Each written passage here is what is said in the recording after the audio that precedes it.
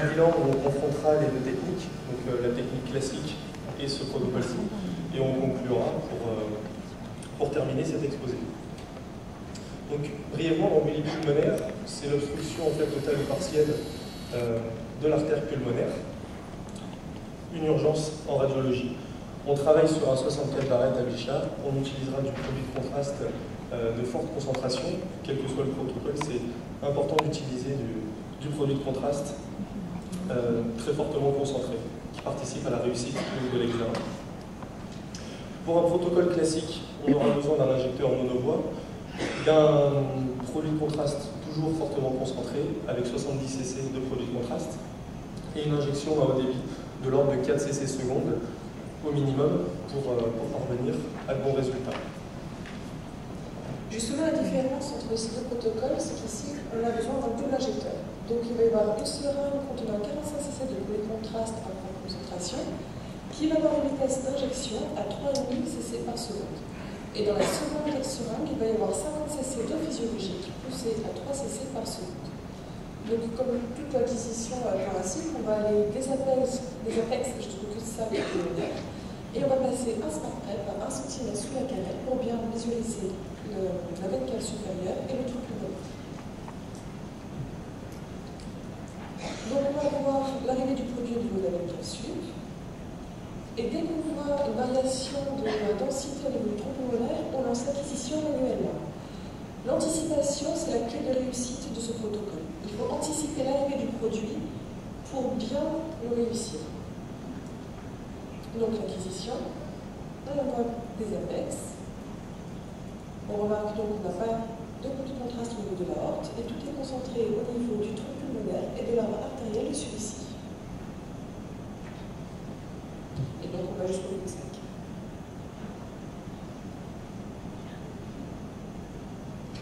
Alors quelques chiffres pour ce protocole. On a réalisé 85% de P avec une qualité d'image très satisfaisante. Et seulement 15% de P réalisés avec celui-ci ont une qualité moyenne, mais il n'y a pas de nécessité de réinjection de produits de contraste. Donc on a remarqué qu'on réalisait une économie de 7% grâce à ce protocole, qui est dû surtout au fait qu'on n'utilise qu'une bouteille de 50 millilitres, excusez-moi, 50 litres de contraste au lieu des 100 ml habituels.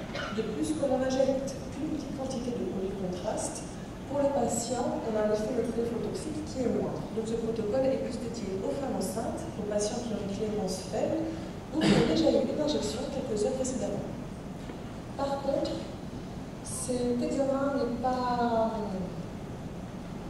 fait pour les patients qui sont jeunes, dû à une vitesse de circulation artérielle trop élevée, et des patients qui sont d'une forte corpulence. Justement, les 15% de P qui ont une qualité moyenne d'image, c'est des examens qui ont été réalisés sur ces patients. Et donc, cette technique est manipulateur. Donc, un bilan de tout ça. Pour faire ce bilan, on a pris 4 points importants pour valider en fait si un protocole est bon ou pas. Donc le coût, le risque patient, la reproductibilité et la rapidité de réalisation de l'examen. Donc on a remarqué que le coût, comme vous l'a dit ma collègue, est plus faible avec 45 cc de produit de contraste. Un risque patient bien moindre, que ce soit pour l'extravasation ou pour une femme enceinte ou pour un patient avec une faible clémence. En matière de reproductibilité, on est plus ou moins équivalent, même si ça reste quand même mieux avec 70 cc de produit de contraste, parce qu'avec davantage de produits, il y a quand même beaucoup moins de chances de rater entre guillemets l'examen.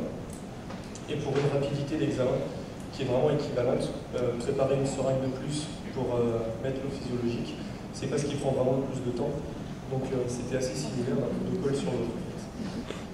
Pour conclure, on peut dire très simplement que si on a un patient avec une clémence faible ou une femme enceinte, on va plutôt préférer un protocole avec seulement 45 cc de produit de contraste, toujours dans un souci en fait de préserver les reins, de préserver le fœtus. Et au contraire, si on a un patient un peu corpulent ou même très jeune, dans ce cas-là, ce protocole sera vraiment mal adapté et on gardera plutôt une technique classique avec 70 cc de produit de contraste et un haut débit. Voilà, on vous remercie et merci à tous.